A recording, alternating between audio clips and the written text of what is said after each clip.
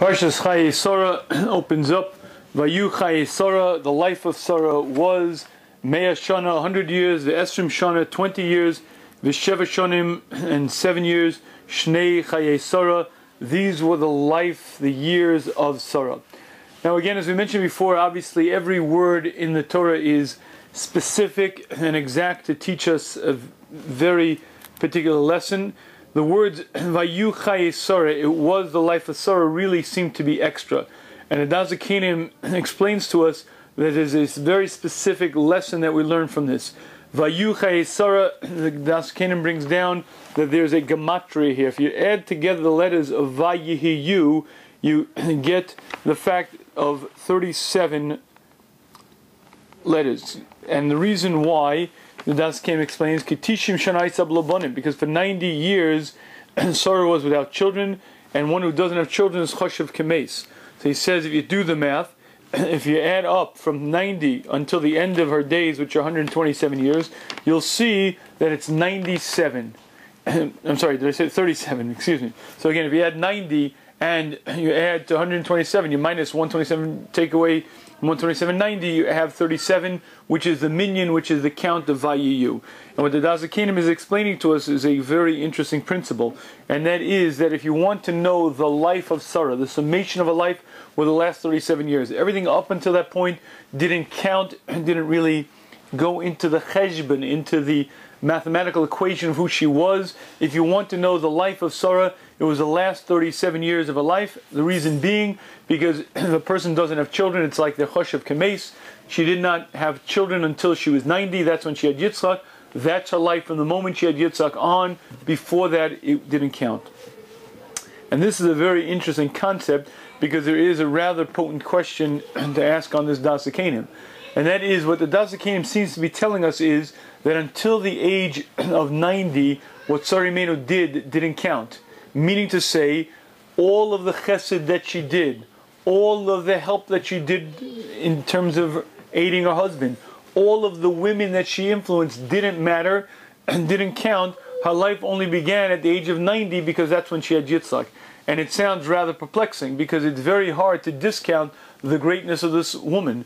This woman was one of the single greatest women who ever lived, and she lived a life of utter perfection, devekus to Hashem, and total absolute subservience to Hashem's Torah. So it's very difficult to say that the first 90 years of her life didn't count. And I believe that the answer to this is that each individual has two separate cheshbonos, two separate calculations via which they're measured. Each individual has the general perfection that they're measured against, and then each individual has a very specific and exact type of perfection vis-a-vis himself. Meaning to say, the overall stature of the person is based on who they are as an individual, what they've accomplished, but each individual also has a specific mission. If you'd like to know the mission of Sara Imenu, it was to be the mother of the Jewish people. That was her raison d'etre, that was the reason why she was on this earth. That was really her mission. Meaning to say, there's no question that she accomplished worlds up until that point. During her years before she turned 90, before she had Yitzchak, she accomplished tremendous, tremendous things. And there's no question in the general perfection of who Sara Imenu was, those were very useful years, and much was accomplished. However, if you want to judge her in terms of a specific mission, she wasn't there until 90. That's when her specific mission began. If you want to know her major accomplishment, what she really accomplished, those 90 years were build up. Those 90 years were necessary ingredients to come to the point. But again, her specific mission was to be the mother of Yitzchak, and that only began at that age of life. In any case, the pasuk has a number of other extra parts to it, because the pasuk itself reads, Vayu Chayei Sara, the life of Sara were Mea Shana, 100 years, Ve'esrim Shana, 20 years, Ve'sheva Shonim, in 7 years, Shnei Chayei Sara, these were the years of the life of Sara. Each one of these seems to be extra. You don't need to say they were 100 years, 20 years, and 7 years. You just could have said 127. So Rashi comments on this by saying that this teaches us the following, that each one of those bubbas, each one of those separate pieces teaches us a separate concept. And that was as follows. When she was 100 years old, she was like she was 20. And when she was 20 years old, it was like she was 7. Meaning to say, the 100 years, the 20 years, and the 7 years are to be treated as separate, independent units to compare one against the other. What does it mean? It means to say as follows. When she was 100 years old, she was like a bas 20 in regards to sin. We know that in Din Shamayim, in Hashem's eyes, in the judgment of above, one isn't held accountable for one's actions until he's 20 years of age. Therefore, up until that age, a person is considered totally clean. Sara Imenu at the age of 100 was absolutely, totally clean of chait, to the extent that she was literally like a woman at the age of 20 who hasn't yet become responsible fully for actions. She is really clean, and so too was Sara Imenu at the age of 20, at the age of 100.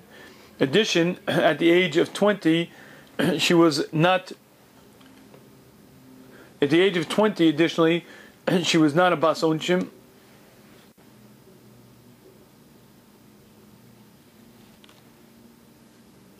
At the age of 20, she was like a young woman of 7.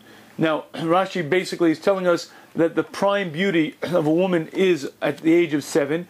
At the age of 20, the Torah is teaching us that she still maintained the beauty to the extent of a 7-year-old. Now, the various Rishonim explain, when the Parshas explain in Rashi what is actually going on here, and they explain as follows: that a woman at the age of 7 obviously does not have the same beauty as a woman of 20. But there are 2 ways to understand what is actually happening. One pshat may be simply that there's a perfection to the features of a young girl at the age of 7. Meaning, even if a girl later on has certain imperfections, whether it be blemishes, whether it be the shape of the face, etc., they don't really show themselves until a woman begins maturing. But at the age of 7, the face of the child is picture perfect, and the features are all in balance. Typically, it's when the person matures beyond that age. Granted, she'll have a more mature beauty, but much like a rose that opens up, it may have a more beautiful appearance, but it doesn't have that same perfection as when the rose initially begins forming. Some of Parshas explain it that way. The other explanation might be simply that in the time of the Chumash, people matured much more quickly. We know that Rivka was 3 years old when she went to the well. It might well be that she was, at the age of 20, she was like 7, in the sense that a 7-year-old in those days was a fully formed woman with all of her beauty. Even though Sara at the age of 20 was obviously much older, she maintained her beauty. But in any case, each of these expressions is to teach us that she was unique and rather unusual. Now, there's one more chazal that I'd like to mention on this pasuk, that is really it's the Medrash Rabbah that brings out as follows. Rabbi Kiva was once darshaning in the Beis Medrash, and he noticed that some of the students were not fully paying attention. It might have been a very long drasha, it might have been that they were listening but not fully. In any case, he said as follows: why is it that Esther ruled over 127 Medinos? We know that when the Megillah of Achashverosh opens up, it tells us that Achashverosh ruled over 127 city-states. We know that Esther married Achashverosh. She became the queen over 127. Why that number? So Rabbi Akiva said, why that number? Keneged Sara. Since Sara lived a perfect 127 years, Hashem felt it was appropriate to allow her great-great-great-granddaughter to rule over 127 Medinos. And this is a very interesting concept of Zuchus. Meaning to say, we know the concept of Zuchus Avos is that the deeds of the forefathers carry on for many, many, many generations. Basically, what Rabbi Akiva is teaching us is as follows. It was almost as if Hashem felt that there was an unpaid debt. We had this tzaddikus named Sara Imenu. She lived 127 perfect years. I want to memorialize that. I want to put that into some fashion. And that zchus remained for generation after generation, for centuries, until someone came who was fit to somehow fulfill it. It was given to Esther to rule over 127 Medinos. And the concept is that zchus avos, the merits of our forefathers, is something that's real and something that carries over, and it's something that we can merit now, thousands of years later, even though I personally may not deserve it, I may not personally be ro'i for it. But Hashem wants to pay back the avos, wants to pay them back, and therefore we, the great-great-grandchildren, could be the beneficiaries. Hence we daven, Elokei Avram, Elokei Yitzchak, Elokei Yaakov, and Shmon Esrei. We daven to Hashem in the zchus, in the merit of these people. In any case, next pasuk says, "V'tama Sara b'Kiryas Arba." Sara died in Kiryas Arba, the city of 4. He Chevron, that's the city of Chevron, Be'eretz Canaan, in the land of Canaan. V'yavro Avram l'spod l'Sara v'lchosa, and Avram came to be maspid, to eulogize Sara ulivchosa, and to cry over her loss. Now Rashi explains the first part of the pasuk that says the city of 4. What do you mean that Sara died in Kiryas Arba, the city of 4? Rashi explains one reason why this was called the city of 4, because in this city, Kiryas Arba, was the Ma'aras HaMachpelah. The Ma'aras HaMachpelah, which literally would mean the doubled cave, was the place where the 4 zugos, the 4 groups, were buried. Who were those 4 couples? Adam and Chava, the very first 2 people, Avram and Sarah, Yitzchak and Rivka, Yaakov and Leah. These 4 couples were buried in the Ma'aras HaMachpelah. Therefore, this city became known as Kiryas Arba, the city of 4, because of the 4 great couples that were buried there. In any case, Avram came l'spod l'Sara v'lchosa. When Avram became aware of the fact that Sarah died, Avram came and he was maspid her, he said a hesped, and then he cried over her. Now it's very curious to note the exact order and specific way the Torah says that. Avram came to eulogize and then to cry. And typically that's in fact the way that it's done. The eulogy is an accounting of the person. The eulogy is bringing forth to others, as well as the one who is speaking, the great attributes of the person. Once that's brought out in the air, once that's known, then it's l'chosa, then one cries over her. However, what's not clear from the pasuk is, where did Avram come from? We're told, Vayavo Avram, Avram came. Where is it that he was and he came to? Rashi explains the name of the measures as follows: Mi Be'er Sheva. Avram was coming from Be'er Sheva. Why? Because that's where he ended up after the Akedah. You see, the last parasha ended with Akedas Yitzchak. We're now beginning immediately after, and there's a specific reason why these 2 parshas are put one next to another. And that is because, as Rashi explains the name in the Medrash, Shayei Basuras Akedah, because of the news of the Akedah, Shenizdamen Benon L'Shchita. Sara got the news about the Akedah. The Satan came to Sara and said, "Did you hear?" No, did you hear what? "Did you hear Avram? Your husband Avram took Yitzchak, yeah? He tied him up, yeah? He put him on the altar, and he took a knife." At that point, when she heard the words that it was about to be slaughtered, Parcha Nishmasa Neshama left her. Her Neshama literally escaped. She couldn't handle the concept of Yitzchak being slaughtered. Parcha Nishmasa Mimena Humesa, and she died.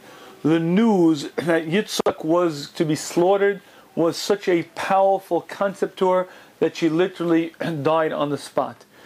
And this Rashi is very, very telling, because if we learn the simple pshat of it alone, there's a tremendous lesson in that. And that is the extent that the heart of a tzaddikis will be tied to her child. Keep in mind the fact that Yitzchak was not an infant. He was 37 years of age. And she was so bonded to him, she was so tied, that when she heard the words, her dear precious son was taken onto his Mizbeach, his neck was held back, and the sword was above it, Parcha Nishmasa, the news caused her such pain that she literally died. And that type of attachment, that type of bonding, that type of powerful love is something that only exists in a very, very pure heart, and only exists in a woman of Sara Imenu's stature. However, what's even more compelling is to learn the pshat that the Taz says. You see, the simple understanding of that Rashi is that she felt a tremendous amount of pain over the loss of her child. Oh my goodness, my Yitzchak, I'm going to lose my Yitzchak. That pain caused her to die. However, the Taz puts in just a few words that explains this Rashi in a very different way. He says it wasn't the pain of her losing her son, but rather the pain of her son that caused her to die. She viewed her son in that Makam Sakana, and she said to herself, "Oh my, what is it like for Yitzchak? He's on the Mizbeach. The knife is above his throat. What is he feeling? Oh my goodness, the pain that he's feeling, the fear that he's feeling." When she felt his pain, Parcha Nishmasa Neshama left her. And this is an even more compelling concept of the idea of feeling another Jew's pain, feeling with another human being. And a tzaddikas of her caliber felt her son's pain to such an extent that it literally caused her death. And again, very illustrative of the level that a human being can reach when they truly perfect themselves. In any case, Avram Avinu was maspid, he eulogized Sara, he cried over her. Now it was time to bury her. Vayakam Avram me'al pnei meso, Avram got up from the face of his dead, Vaydaber b'nei ches lemor, and he spoke to b'nei ches, saying. Now the Or HaChaim makes a very interesting observation in this pasuk. Avram got up me'al pnei meso, from the face of his dead. What do you mean from the face of his dead? A very unusual expression. Says the Or HaChaim, Chazal tell us, Gemara Shabbos Kufnun Beis, Shekodrim Sheyistam Agolo, before the grave is covered up, and before the dead body is fully covered, before it's complete, Nefesh Adam Roa V'yodas Kol Mashal Faneh, the nefesh of the person knows all that's in front of it, meaning the neshama sticks around. We know there's a minhag amongst the Klal Yisrael that at the levaya people go over to the casket. People have had words during their lifetime, will ask forgiveness, will make their various requests. The reason for that minhag is because until Yistam HaGolel, until the body is covered with a layer of dirt, until the grave is complete, the neshama hovers. The neshama is still there. Granted, it's not occupying the guf in the sense that it can't move the arms and the legs, but the same I whom I'm speaking to exists forever. That I is still attached to the body until the body is actually buried. It says that Avram got up me'al pnei meso because Sara wasn't buried. Sara Imenu was still there. Her neshama, the I who speaks, who thinks, who remembers, who feels, was still there because it's still attached to the body until the body is actually buried. In any case, Avram says to Bnei Ches, to the people of that area, Ger v'toshav anochi machem, I'm not a one who actually owns this land, I'm just a visitor here. Tnuli achuzas kever, give me a land holding of a grave, imachem, together with you, ve'ekra meisei milfanai, and I'll bury my dead in front of you. Vayanu Bnei Ches Avram lemolo, and the Bnei Ches answered Avram saying, again, every word in the pasuk, every word in the Chumash is weighed and measured, and here Das HaKenim is bothered by quite a number of extra words. And he says in a very poetic way, he quotes a medrash, Amar Rebbe Elazar says, Kama kulmasin nishbarim, how many scribes' quills have broken, v'kama dayom mishtabchim, how much ink has been spilled, lichtov asar pamim b'nei ches, to write 10 times the word b'nei ches. In the next number of psukim, we'll see the word b'nei ches, b'nei ches, b'nei ches, b'nei ches mentioned 10 times. How many quills have broken, how much ink has been spilled to write the words b'nei ches 10 times in the Torah. And what the Medrash is really asking as a question is, why is it that we have the word b'nei ches repeated so many times? Rebbe Elazar answers us, L'lamdacha, this is to teach us, Shekol mi shemavarach chelko shel tzaddik, whoever improves the portion of a tzaddik, malal kosov, the Torah says about him, kilukayim chamisha chumshei Torah, it's as if he fulfilled the entire Torah. The Yefei Torah and the Medrash explains this as follows, that if a person aids a Talmud Chacham, thereby the Talmud Chacham is able to learn. In that sense, the person who aided the Talmud Chacham gets a share in that person's learning. Meaning to say, if without me that person couldn't learn, so in a very real sense, his learning is attributed to me. The Bnei Ches helped Avram. Their help was in a sense that they aided him in getting this kever for Sara. In that sense, they have a participant role in his burying Sara. They've aided the Talmud Chacham, they've helped him, and therefore the Torah repeats 10 times Bnei Ches to tell us that through this, what looks like a mundane act, they became very meritorious to the extent that their name is mentioned 10 times in the Torah. And I believe that there's a tremendous lesson for us to learn from this concept. I remember there was once an ad, actually on a regular basis, there was an ad in the Yeshiva Rochester's Journal. And the ad read something like this. The Chavetz Chaim says that a city in which a yeshiva is housed, that city becomes important. The Tiyuni, the name of the yeshiva in Rochester, thank you for making the city of Rochester an important place in Hashem's eyes. And what that was saying in very simple language is the single greatest location in the city of Rochester is its Makom Torah. That's the nuclear fuel for the city. That's its energy source. In Shemayim's eyes, that's what's important. And it could well be that the entire Rochester, New York exists to service that yeshiva. After all, a yeshiva needs many, many services, whether it be some simple things from electricity to water to police to firemen to all of the various functions that a small group of people need to sustain them. It could well be that the city of Rochester and all that it contains exists to support that very simple yeshiva. And there is a tremendous lesson in that, because the reality is that Hashem created the world and runs the world with a very specific purpose. It's very difficult for us to imagine the value, the input, the amount that Torah learning changes the individual and the world in which he lives. And if you contemplate the idea that in Lakewood, New York, there are 5,400 young men learning full-time, that's a full day's focus. Many of them are significant Talmidei Chachamim. Amongst them are many, many giants. And if you think about a city, 5,400 individuals learning Torah full day, it's hard to imagine the output, the effect that has on the globe. And it could well be that that is a nuclear reactor that fuels the entire eastern seaboard, maybe huge segments of the globe. And again, what we learn from this B'nai Ches is, if you service an individual who's a tzaddik, if you serve an individual who's a Talmid Chacham, you get a merit in that, because in a real sense you are the helper, you are the participant in the learning, because via you they're able to learn. In any case, Avram says to the B'nai Ches, Shma'ini Adoni, listen to me, Shma'inu Adoni, they answered back to him, Nasi Elokim ata b'sochenu, you're a prince of God in our midst, in the best of our kevers, in the best of our graves, please bury your dead. Not one of us will prevent you from burying amongst our various kvarim. Now, what they were saying was, take what you like, you're in the Silakim, whatever you want from us. Avram bowed down to them, he said to them, saying, if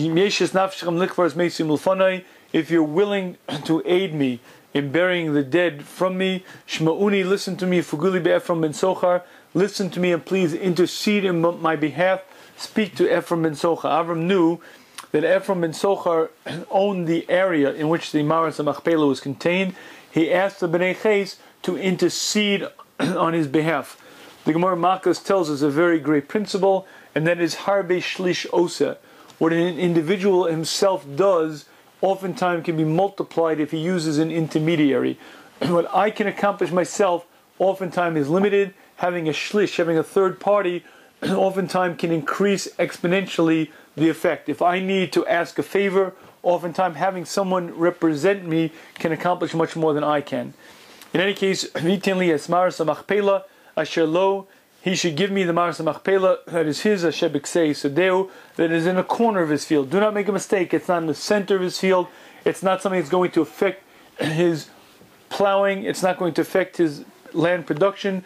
Bekesev Mali Nenali, in the full price, I'll pay the full value of it, Besochem among Shulachuzas Kever, to use as a grave.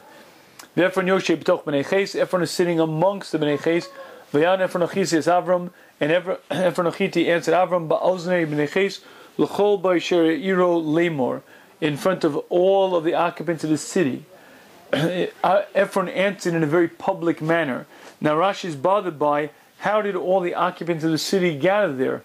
Meaning, Avram approached the B'nai Ches, some of the people of the area, asked them to go over to Ephron and intercede on his behalf. Ephron answered in front of the entire city. Rashi explains that all of the city were gathered. They stopped their malacha, they stopped their work. Bolig mochesed l'Sara. They came to bring Sara to a final resting place. We don't understand the importance of the avos. To us, we view the avos as regular individuals. In their generation, they were recognized as brilliant, powerful sources of Hashem in the world. Avram was an extraordinarily honored, respected individual. Sarah was held as an exalted person. the city stopped whatever it was doing because it was Sara had died, and they all came to be Gomel Chesed. In any case, Lo Adoni Shma'ini, no, my master, listen to me. Hasadin asati lecha, the field I'll give to you. Please, you don't even have to pay me. Hamara shebo, the cave that's in it. Lechanas asiya le'ini b'nei ami. I'll give it to you in front of the eyes of all of my people. Nasasiya lecha kvar mesecha. Please bury your dead. Vayishtachu Avram l'feim aretz. When Avram heard that, he bowed down in front of the people there. Avram then spoke to Ephron in front of all the people, saying, if you listen to me, nasati kesav asade, I'll gladly pay the value of the sadeh. Kach mimeni, take it from me. Vekbar mesi shama, and I'll bury my dead there. Avram was saying, I don't want a gift. He didn't trust the Bnei Ches, he didn't trust Ephron. I don't want a gift, I'll buy it because of Mali. Now it's interesting to note the precision with which the Avo spoke. If you remember the Gemara in Kedushin that learns out how do you know that Kedushin works with Kesef, we learn it out from the parasha of Ephron. Kicha miste Ephron. Avram said the word kach because he said the word, here's the money for the field. Kach mimeni, take it from me. From there we learn that you acquire a field with money. Avram would never use that word if it wasn't specific and exact. When he used the word kach, take, that tells us he was saying, here's the money, kach, take it, acquire it from me. From there we learn that he was giving the money to acquire the field. And from there we know that fields can be bought with money. And in fact that's the source for the halacha. Avram answered Avram saying, Adoni, my master, Shma'ini, listen to me. Eretz arba me'as shekel kesef, a land whose value is a mere 400 shekel kesef, beini u'beincha, between two lovers like you and I. Mahi, what is it? Bury your dead. Now Avram was very much interested in hearing what Ephron said. 3 times Ephron said, take it, take it, take it. Please, you don't have to pay me. The field is yours, bury your dead. In front of the whole city he said those words.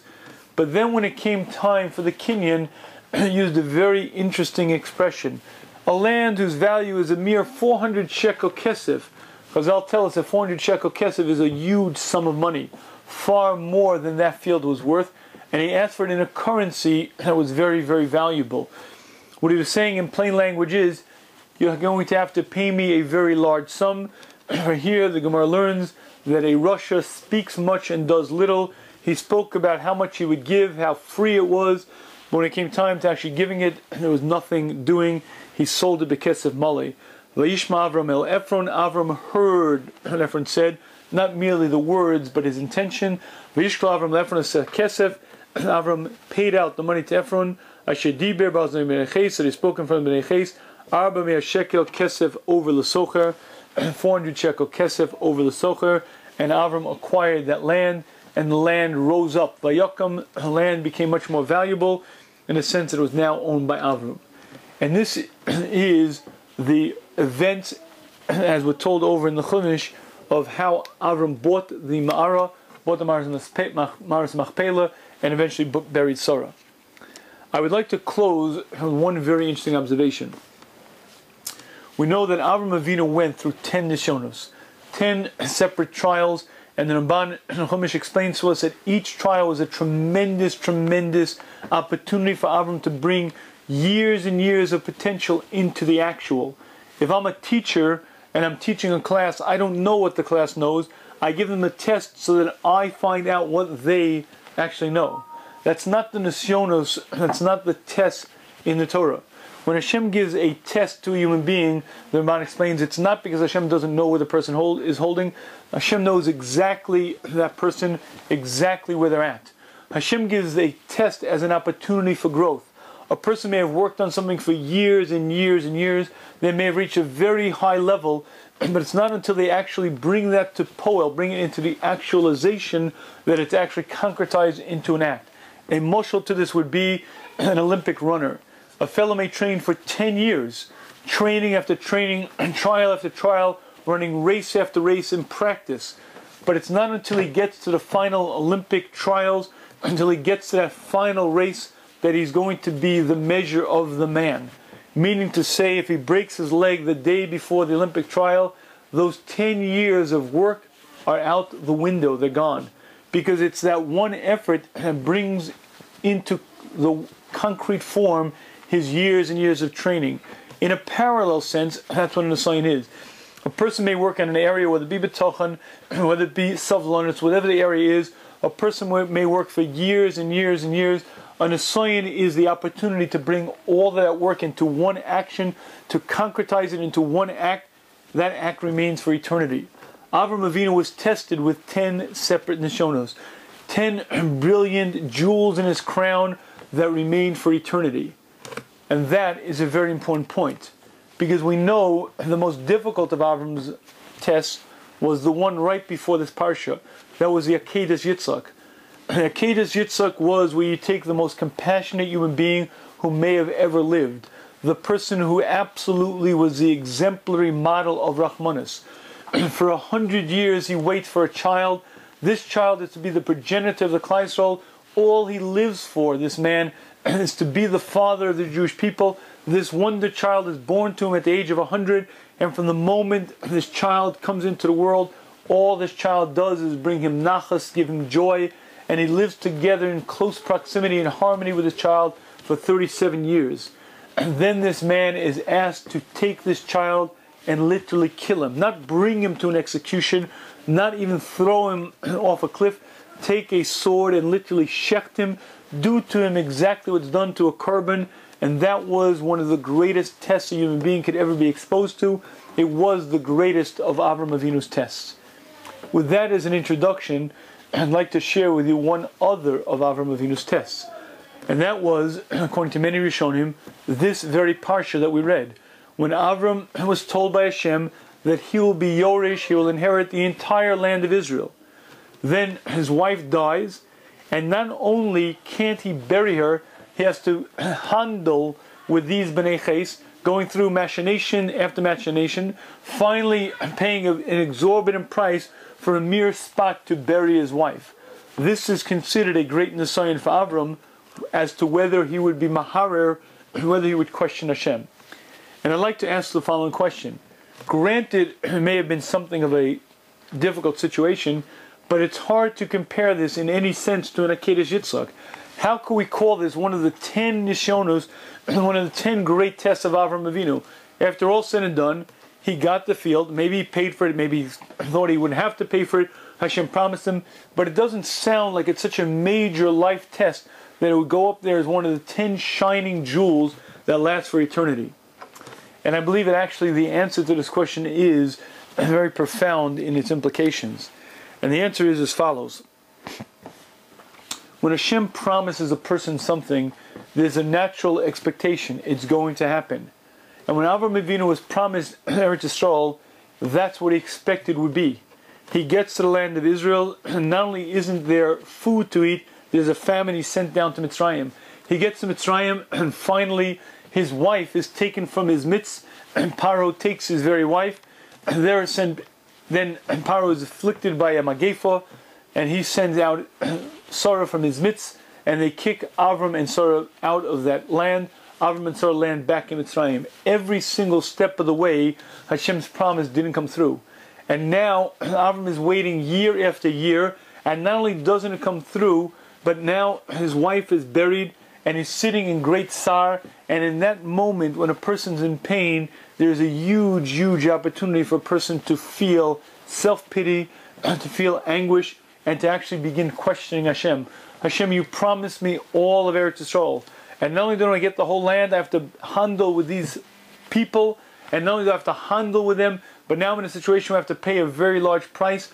That was a test to see whether Avram Avinu would question Hashem, or whether he would have unwavering, perfect bitachon. You see, the test of bitachon is not when things are going well. The test of bitachon is when things are going bad, and when they go bad time after time after time, and a person asks questions, Hashem, why this, why that? The real Baal B'tachon understands that Hashem is a much broader picture of life. Hashem is the ultimate meitiv, the ultimate giver, and Hashem knows what's good for me not just a week from now, but years from now, maybe decades from now. Hashem has a much broader vision of life, and the Baal B'tachon relies on Hashem, knowing full well there may be questions, there may be things that to my mind's eye look suspicious. look like they don't understand them. I rely on Hashem, I trust in Hashem. This was an assignment to Avram because it was in a time of pain, a time of anguish, a time when he was down. And again, it seemed like Hashem's promise was not coming through. Yet he trusted in Hashem and he passed this assignment. And this, in fact, became one of the great nisyonos of Avram Avinu.